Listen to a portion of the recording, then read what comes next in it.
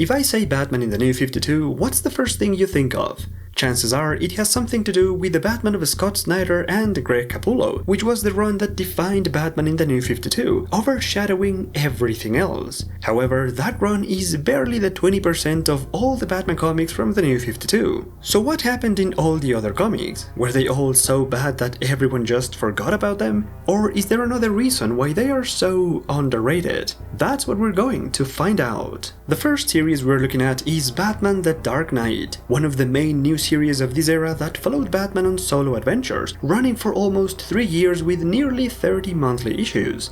It started with David Finch as the main artist and writer, which was a big deal because Finch was one of the most popular names back then. And sure enough, the art here is great. It has a lot of energy and darkness that makes Batman look phenomenal. However, this is also a perfect example that great comic book art is not enough to make a good story. The first storyline in The Dark Knight saw the introduction of a brand new Batman villain called the White Rabbit, as this gorgeous young woman dressed up as a Playboy bunny. Batman was no stranger to fighting bad guys inspired by characters from Alice in Wonderland, like the Mad Hatter and the Wonderland Gang, but this marks the first time that one of those villains is a beautiful girl. The White Rabbit is a complete mystery, hidden inside a blazing hot body and wrapped around a seductive outfit. In the first couple of chapters, Batman chases down the White Rabbit, just like Alice, because she's always there when there's trouble. The question is, why? Is it all a nefarious plan to take Batman down, or maybe she just wants Batman to subscribe to her secret page? I mean, why else would she dress like that? Mind you, I'm not complaining. I just want an answer. Like, seriously,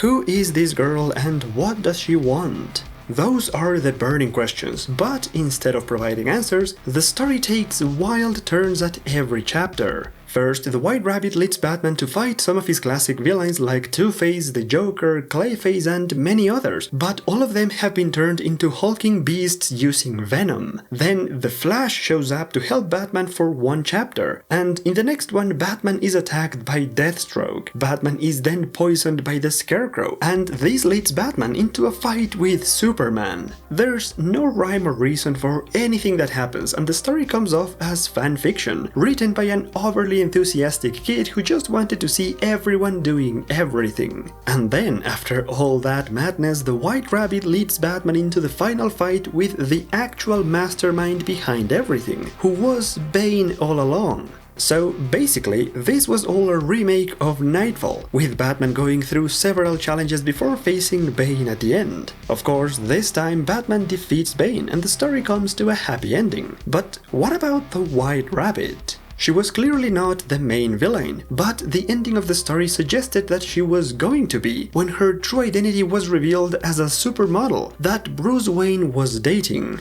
The big twist, however, is that this girl is also a metahuman, capable of duplicating herself, and the White Rabbit is her alter ego. And now that she understands Batman, she's ready to take him down. Now, let's pause and think about this for a second. So the White Rabbit was actually a dark-skinned supermodel who was dating Bruce Wayne and wanted to bring Batman down. So basically, she was Jezebel Jet from the Grant Morrison Batman run. The White Rabbit might not have been an original idea, but it still could have worked if the story had actually developed at all. The sad reality about the White Rabbit is that her storyline went absolutely nowhere. DC Comics probably realized that the storytelling of David Finch was not working, so after this first storyline, DC hired a new writer called Greg Hurwitz, and although David Finch remained as the main artist, his idea for the White Rabbit was dropped and never completed, becoming quite a frustrating start for this new series. It also didn't help that after this first storyline, the series had to create a tie-in to the Court of Owls saga from the main Batman title, which was completely unnecessary. The series only starts looking good by issue number 10, when they start a new storyline featuring the Scarecrow, where he gets the drop on Batman and tortures him with his fear chemicals, forcing Bruce to relive his tormented past. Again. The story also introduces a new origin for the Scarecrow, showing us how his sadistic father ruined his childhood and turned Jonathan Crane into the evil serial killer that he is today. With the Scarecrow now planning to poison all of Gotham, Batman has to stop him in a brutally savage fight, and then Batman literally sprays his own blood all over Gotham to save the city. And all of this happens in the final chapters, which makes for a very rushed ending, something that happened a lot in the New 52.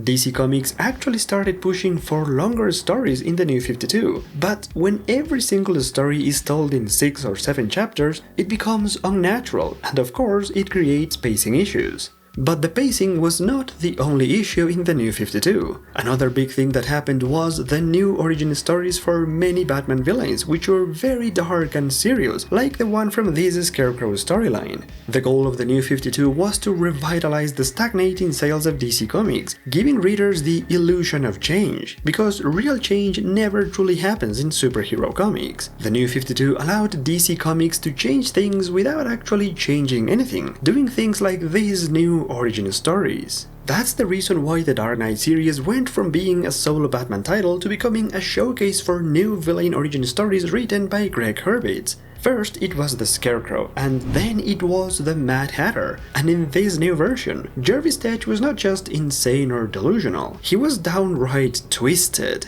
In this 6-issue story, we get to see how Jervis went from living a normal and happy childhood to the problematic teenage years when he found out he had a rare disease that prevented him from growing up like a normal person. And in his desperation, Jervis took an experimental drug that could possibly enable him to grow up, or it could severely damage his mental health. And that's how the new Mad Hatter came to be, all thanks to reckless doctors and Big Pharma, the real villains that provided Jervis with this dangerous drug. Now as an adult, Jervis is obsessed with recreating that one perfect day he had as a kid in an Alice in Wonderland theme park with his childhood friend called Alice. The only problem is that Alice is now old, and after killing her for ruining the illusion, the Mad Hatter then kidnaps a beautiful young woman, who just happens to be the same girl that Bruce Wayne is dating. Now, of course, this is not the same girl as the White Rabbit, but it doesn't matter anyways, because we all know that any new romantic interest for Bruce is inevitably going to end up badly, and in this case it happens when the Mad Hatter kills this new girl, which creates this moment where Batman loses control and almost kills the Mad Hatter. It's only thanks to Alfred that Batman restrains himself in a moment that is way too similar to the chapter from Batman Hush, where he almost kills the Joker until Gordon talks him out of it. This is yet another reason why Batman should never be in a relationship, because the moment his girl gets hurt, or worse, Batman will lose control and might end up killing someone. That's the big takeaway from this story, besides the new Mad Hatter origin, which, just like the Scarecrow's, is very twisted. These stories gave both villains dark and traumatic childhoods as a way to explain why they became evil. And I really don't like that, because it's lazy and awful. I like when origin stories are more creative, like the new Clayface origin from the next storyline. Here we get to see how Basil Karlo was a kid with low self-esteem, always needing validation from others to feel good. He always wanted to be special and different, and that's how he grew up to become an actor. Unfortunately, he was not very good looking, which prevented him from landing any roles. Karlo was so desperate that he contacted the Penguin to get his hands on a special chemical that allowed him to shape his face and make it attractive, which finally landed him many roles as a horror movie star. But then he started to change as the chemical turned Basil Karlo into Clayface, transforming an average man who just wanted external validation into an actual narcissistic monster. This is why Clayface escapes from Arkham once again and kidnaps dozens of people just to force them all to watch his movies and make them all praise his work. Of course, Batman stops Clayface in the end, but the most important thing about the story is that this is, without a question, the best origin of Clayface ever. Before the New 52, the origin of Clayface was a mess, because it was a combination of all the other Clayfaces that had existed over the years, making it very confusing and convoluted. This new origin was a major upgrade, making things very clear, straightforward, and most importantly, relatable. And I say that because I used to be that awkward kid, that weird teenager that would do dumb things to get attention and feel validated. I could now understand Carlos' struggle, and the best part about it is that unlike the previous two villain origins, this one didn't need to be dark and tragic and twisted to work. This one was also the final villain origin of this series, as only 2 years after the New 52 started, DC Comics decided that the Dark Knight title had run its course. The series only made it to issue number 29, and the final 4 chapters that came after the Clayface story are just bad. The first one is a 2-part storyline where Batman fixes one of the most sensitive and complicated issues from the real world, like illegal immigration, which is such a misguided thing to do, because Batman is not meant to fix any kind of real issues. And DC Comics used to understand this, because in the past stories where he actually tried, like Seduction of the Gun, Death of Innocent, Nightcrawler, and The Ultimate Evil, Batman always failed, showing how he's completely useless and inadequate when it comes to the real world. So when they presented this story about illegal immigrants and gave it a happy ending where Batman fixes everything, it doesn't feel like a genuine storytelling effort about a complex and multi-layered issue, but rather naive fantasy at best or propaganda at worst.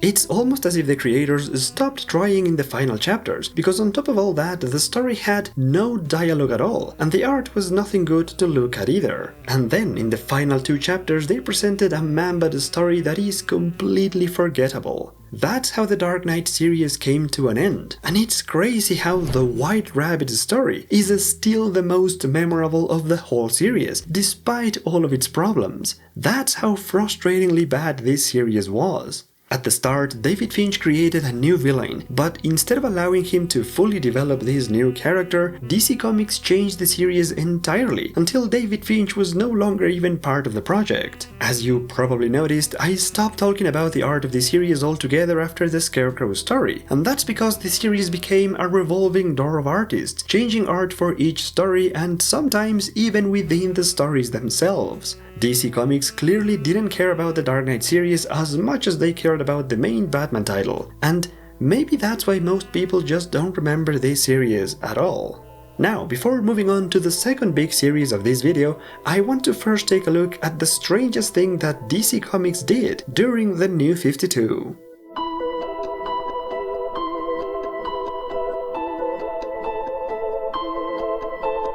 A big part of the New 52 was giving villains new origin stories, as we clearly saw in the Dark Knight series. It was all part of the illusion of change, and for this reason DC Comics came up with a massive gimmick called Forever Evil. This was an extended showcase of all the major bad guys of the DC universe, taking over every single comic for the whole month of September of 2013, when all the comics were published on a weekly basis. So instead of getting one monthly Batman comic, we got 4 Batman comics in a month, meaning 1 weekly comic and each one featuring a different villain. And DC did the same with every other series, which amounts to over 16 comics of Batman villains in the same month, also known as the Forever Evil month, creating the best example of quantity over quality.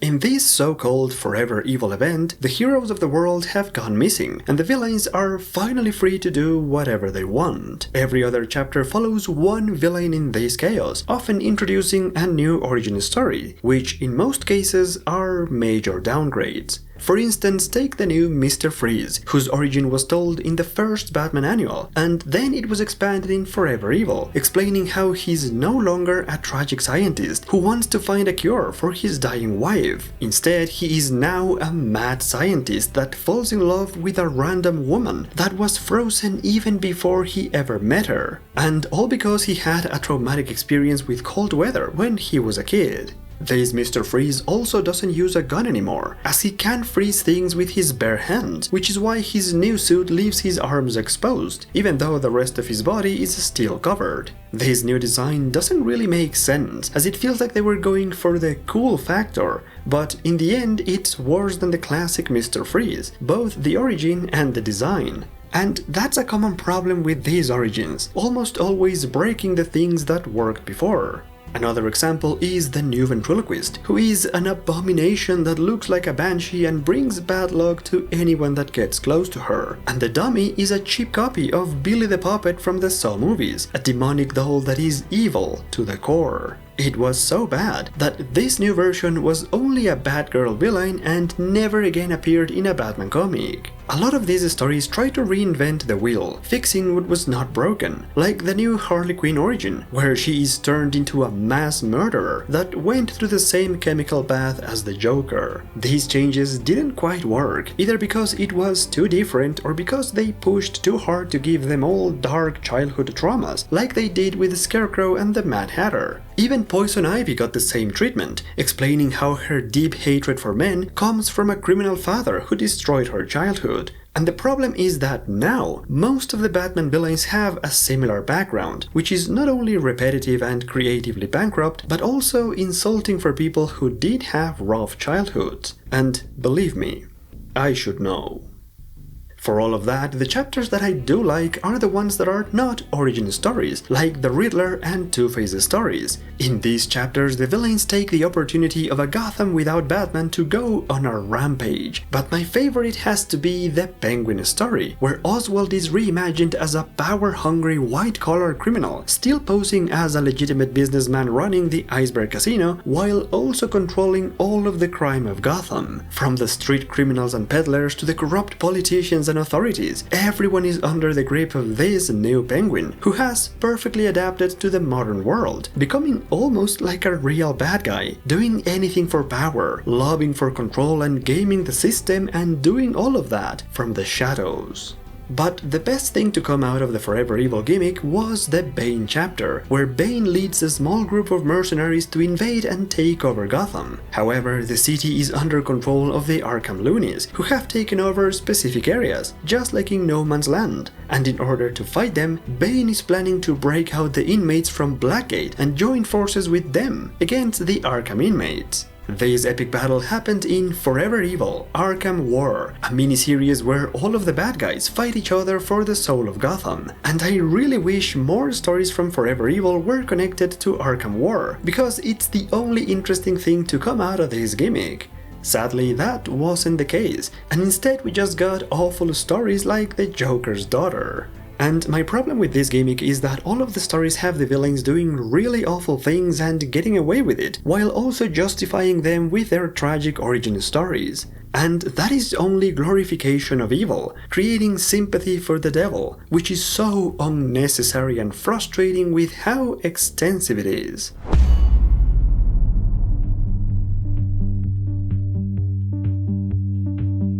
Detective Comics has always been the flagship title of DC Comics, so you would think that in the New 52, this would be one of the best Batman comics, right? Well, it could have been, except for the fact that DC Comics went out of its way to prevent that from happening. Detective Comics started the New 52 very strong, with Tony Daniel as the main writer and artist. Daniel had already worked in Batman for the past couple of years, and for the first year of the New 52, he was in charge of Detective Comics with a lot of mixed results. In the first story, Tony Daniel introduced the Dollmaker, a bizarre new enemy with his band of freak henchmen who decided to make a name for themselves in Gotham, kidnapping Commissioner Gordon and luring Batman into a trap. Batman, however, beats them all, and this group of insane killers simply vanish and are never seen again. The Dollmaker storyline was not very interesting, as the motivation of this villain was weak, the design was rather morbid, and the actual evil plan was terrible. The only thing people actually remember of this story is the first chapter, where the Joker gets his face removed by the Dollmaker, which is strange because this plot point is not even relevant to the story at all. In fact, the only reason Tony Daniel came up with this idea was because Scott Snyder suggested that he make the Joker unrecognizable, which was going to be very useful for a new Joker story that Snyder was already planning to make. So the only memorable moment of the first Detective Comics story is only relevant because of something that will happen in the main Batman title. And this is only the first time that Detective Comics does things for the sake of the Batman title in the New 52. And trust me, it won't be the last. After the Dollmaker chapter comes a Penguin story, where he hires a hitman to double-cross other major criminals. There's also a subplot of Bruce Wayne and a new romantic interest, who is, naturally, caught in the crossfire and seriously wounded, forcing her to leave Gotham, once again introducing a girl to Bruce's life only to make things worse and then leaving forever. Now, there's one moment in this story that really stood out to me. In the first chapter, Batman is chasing down the hitman, and the killer gets away by dressing up as a clown, getting lost in a crowd of people who are all dressed up as the Joker. And it's notable because it's just what happens in the Joker movie, when Joker escapes from the police thanks to a crowd of clowns. That movie came out 7 years after this story, so maybe they took that idea from this comic. In the story, this moment happens because the Joker has gone missing, and rumors about his face are all over Gotham. So now, this group of ordinary citizens has organized to protest against the GCPD and Batman, while showing support for an insane criminal killer like the Joker. And I just find this moment from 15 years ago oddly relevant now. After that story comes a short tie-in to the Night of the Owls event, as Detective Comics starts working for the main Batman series. In this one, Batman saves Dr. Arkham from the talon of the Court of Owls. It's a very short story, and after that comes the final and best story of Tony Daniel's run in Detective Comics. This is a 3-chapter story that introduces a brand new villain called Mr. Toxic, who is a perfect comic book villain, in the sense that he looks completely cheesy and ridiculous. He's literally a walking toxic sign, wearing a glass helmet filled with red gas, and he also has strange superpowers. Batman first comes across Mr. Toxic as this villain starts stealing chemicals across Gotham, leading a group of fake Batmen. The story started out so strong that I was really excited about this new villain, who had the potential of becoming one of the most interesting modern Batman enemies. But then the story revealed the origin of Mr. Toxic, and it killed my enthusiasm. The character was a mad scientist who started creating clones of himself using dead people, and one of those clones became Mr. Toxic. The scientist then started working with Mr. Toxic, creating more clones and dressing them up as Batman to steal chemicals in order to make more experiments and cure a rare disease, and there was an experiment gone wrong, and is anyone still following all of that? Because I sure am not. In the hands of a proper writer, Mr. Toxic could have been a great villain, similar to Mr. Freeze, as a scientist who wanted to do something good but ended up becoming evil. But if there's one clear thing out of this first year in Detective Comics, is that Tony Daniel is a great artist, just not so much of a writer, which is why starting the second year, DC hired John Layman as the new writer and Jason Fabok as the main artist. This new creative team was a major upgrade over the previous one, as John Layman was an actual writer capable of telling engaging stories that were clear and concise and building up character through actions. One example that I love is how in the first chapter, Layman establishes that for every thug and criminal that Batman beats and breaks their bones, he compensates as Bruce Wayne by making donations of millions of dollars to doctors, public hospitals, medical scholarships, and healthcare plans. That's the classic Batman I like. Tough on crime, but compassionate with society. And then there's Jason Fabok, one of the best modern comic artists. His work is so good that I think of him as a modern Brian Bolland, thanks to his realistic approach to anatomy and backgrounds. His art is always so full of detail and rich with texture that makes reading his stories an absolute pleasure. Although a bit of that credit also goes to the colorist, Jeremy Cox, who really makes the art of Fabok look fantastic. John Layman and Jason Fabok were a great creative team, but even they couldn't overcome the absurd editorial practices of DC Comics. In the opening chapter of their run, Layman and Fabok started a Penguin storyline, which was all about Penguin going up against Bruce Wayne to become Gotham's favorite son. However, in the second chapter, the Penguin takes a backseat as Batman instead starts fighting Poison Ivy and Clayface. And by the third chapter, things take a wild turn, as the Penguin announces that he has to leave the story, because he needs to go and be part of the new Joker saga in the main Batman title. Now, he didn't say it quite like that, but that's what happened, and this new Penguin storyline in Detective Comics was interrupted because Penguin was going to be part of a death of the family. And what exactly did Penguin do in that story? Absolutely nothing. He did nothing there except being a background character, and yet DC Comics had the gall to interrupt the first potentially great Detective Comics story with Penguin just for this cameo in the main Batman title. And at this point it started to dawn on me why the main Batman run managed to eclipse everything else. It's not exactly because it's an awesome run, even though it's pretty good, but rather it's because these other series like Detective Comics were not free to tell their stories without being interrupted by the Batman event. Detective Comics was constantly following the lead of the main Batman series, and so we get the following tie-in to A Death of the Family, with Batman fighting a bunch of clowns and a new villain called the Merrymaker. This is a psychiatrist that manipulates his own patients, who are crazy people that worship the Joker. But when the truth comes out, they start beating the evil doctor, and Batman allows them to do it for just a few seconds, before tasing them into oblivion in the best moment of the story.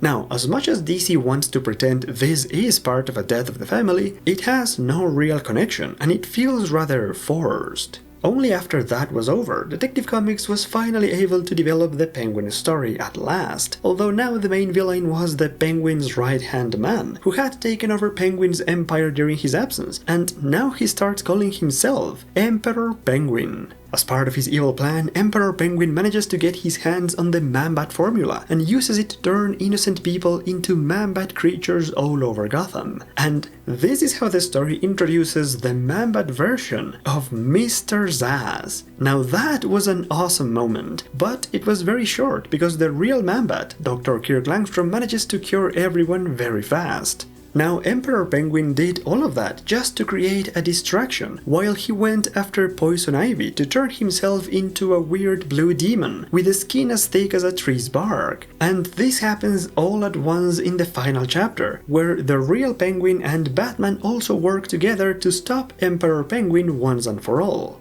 This is yet another case of rushed endings, but then I don't know if this is how the story was supposed to go from the start. With all the interruptions, I'm not even sure if Emperor Penguin was supposed to be the main villain. That said, I gotta give them credit, because at least they were creating new villains. We're not even halfway through the New 52, and Detective Comics has already created more enemies than the Dark Knight and the Batman title did combined. The downside, however, is that after so many bad new villains, you get used to disappointment and actually start expecting it, which is what happened with the next villain. This enigmatic warrior was a sexy lady that could create shadow limbs and weapons, only to be defeated in one chapter and never be seen again at all. The new villains were not doing great, so to change things up a little, John Layman and Jason Fabok brought back an old and forgotten Batman villain called Wrath. Back in the 1980s, Wrath was introduced as a perfect anti-Batman, a costume criminal that kills police officers, all because his criminal parents died while confronting the police when he was a kid.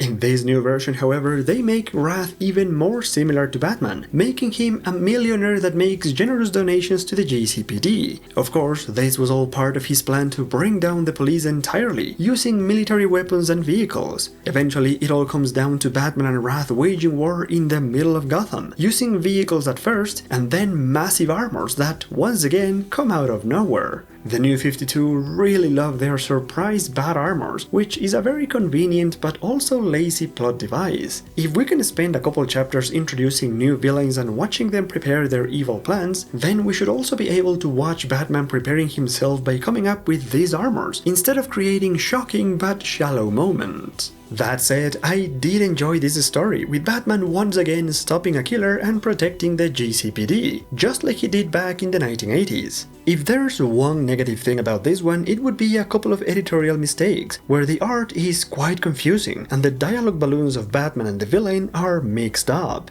These are rookie mistakes, and it's frustrating because something like this never happened in the main Batman comic, which goes to show again how little the editors cared about the other Batman titles. And speaking of the main Batman title, the series was doing 0 year at the time, and that meant that Detective Comics needed to have a 0 year chapter. This story follows Gordon during the 0 year blackout, coming up with the idea for the Bat Signal. It's a really good and wholesome tale, but it's still sad to see Detective Comics always doing chapters for the main Batman saga, but never seeing it happen the other way around.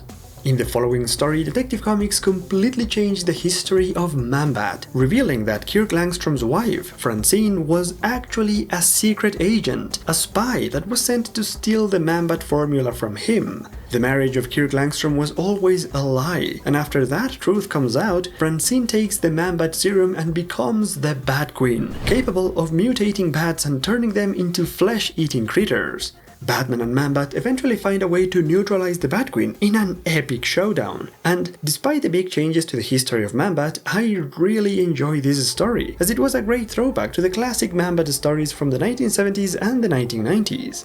Overall, issue 26 is one of the highlights of the series, and the same thing goes for issue number 27, which was this huge anniversary issue filled with great stories by many iconic Batman creators, all of them celebrating the landmark issue where Batman first appeared in 1939. But the best thing about this issue is the first chapter of John Layman's masterpiece called Gothopia. This story couldn't have a better opening, as we are introduced to a bright and utopic version of Gotham, complete with its own version of Batman.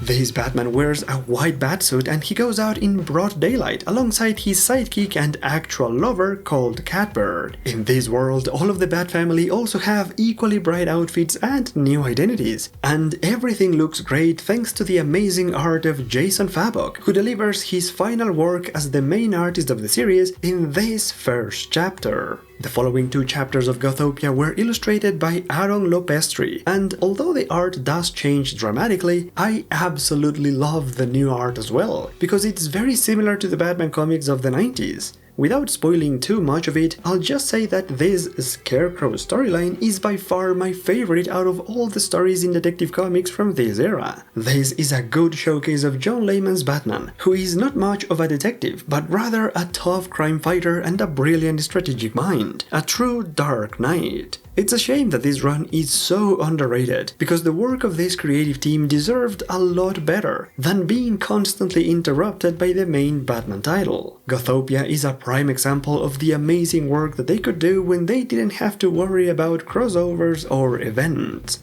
This was also the final chapter of John Layman's run, and starting with issue number 30, the series went through a complete creative overhaul, with new editors and the new creative team of Francis Manapul and Brian Buccellato. The first storyline of this new era was called Icarus, and it is a modern remake of the 1983 story called Squid from Batman number 357. The gangster who goes by the name of Squid and his giant squid pet all make a comeback, but even though these references are very much appreciated, I could not say the same about the story, which starts off as a murder mystery. The mystery, however, is very unfocused, making Batman follow clues that lead him to solve other unrelated crimes, like fighting the squid and his giant pet, or even coming to blows with Harvey Bullock just to see who has the biggest ego. Bullock also becomes one of the most important characters, to the point where the story shows us all that he does, even feeding his cats. They were clearly trying to make Bullock a main character now, which curiously enough also happened in the 1980s, but in these new stories Bullock starts getting a lot more attention and joining Batman on missions, which is quite strange. For all of that, I found the story underwhelming. It's generic, the pacing is too slow, and it's honestly a bit boring. Things got so bad that by the end they literally had to use the all-reliable Bat Armor out of nowhere to bring some excitement into the grand finale.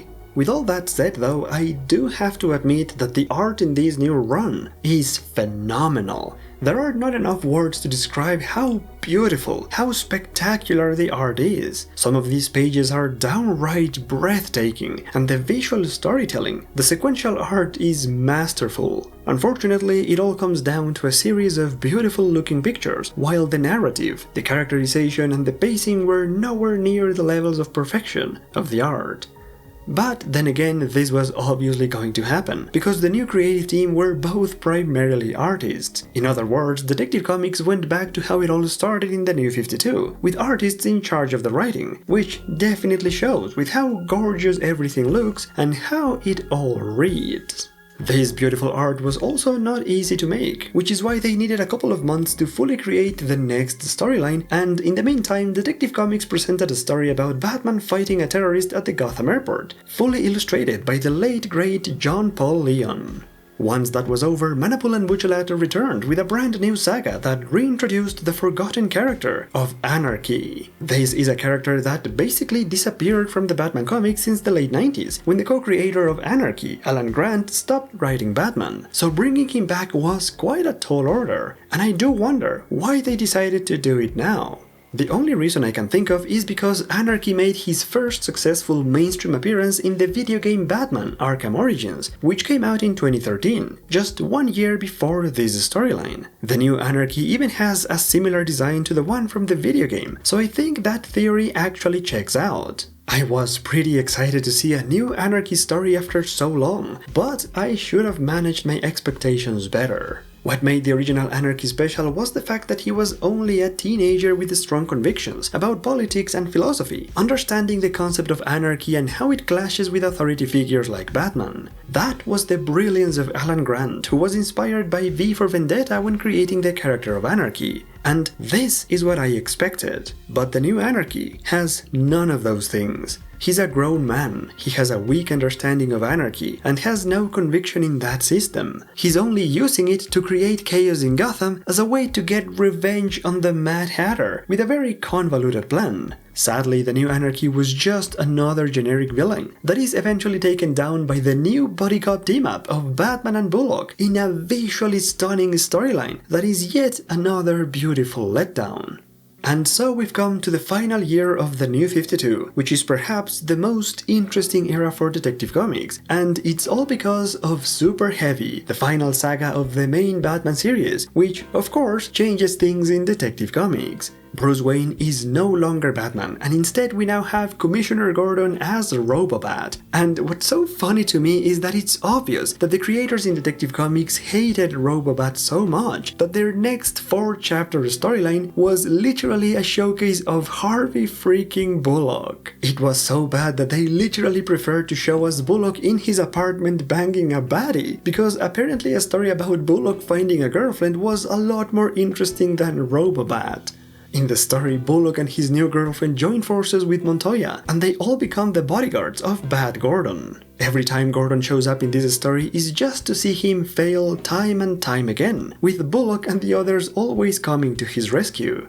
They were probably trying to show how nobody can replace the real Batman, but they didn't need to go that hard on Gordon. This was also the final storyline by Francis Manapul and Brian Buccellato, going out of the series without even doing the art this time around, so it was not even as great as before.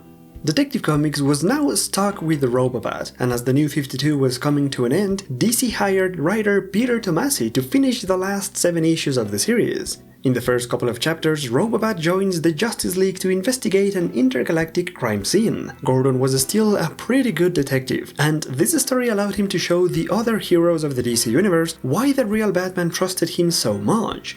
And although this was a surprisingly decent Robobat story, nothing could have prepared me for what came next. The biggest problem of Super Heavy was that it never took the idea of Gordon as Batman seriously, as the big mechanical suit was just a weird gimmick. But what if Gordon was Batman without the robot? Nobody had asked that question at all until Peter Tomasi came along and finally created the best story of the Super Heavy era. It's truly amazing how a simple change such as taking Gordon out of the robot made a world of difference, allowing us to get a proper Batman story, where Bat Gordon starts following the trail of a serial killer. And it makes sense that he doesn't need the robot for this mission, because he needs to do fine detective work, find clues and examine dead bodies, all things that would be harder to do inside the robot. The fact that this was a murder mystery was also excellent, as it is grounded and down to earth, allowing us to see how a normal person like Gordon manages to deal with the darkest side of Gotham. Gordon has seen darkness before, but never as close as now that he is Batman. Now in his quiet moments all he thinks about is his daughter, watching over her, making sure that darkness doesn't reach her. Gordon also finds support in Harvey Bullock, who is always there to talk things out and take the edge off, bouncing ideas and making everything lighter. Now that Gordon is Batman, the buddy cop dynamics with Bullock actually works, because they can relate. They are both ordinary men facing extraordinary challenges, and their different personalities create excellent moments of light comedy that I live for. The beauty of this short story is that in the end, Bat Gordon stops the serial killer, proving that an ordinary cop is capable of being extraordinary like Batman, only with hard work and not with gadgets or robots.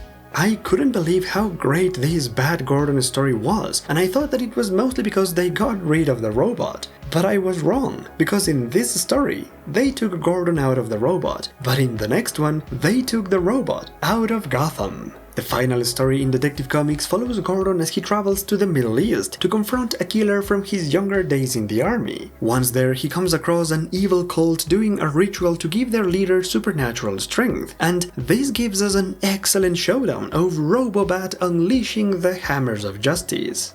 Even though this is not as great as the previous story, it's still a lot better than Super Heavy. In fact, I do think that these three are the only good Bat Gordon stories, and what do they all have in common? That they were all written by Peter Tomasi. The way he made this weird idea of Robobat work is honestly inspiring.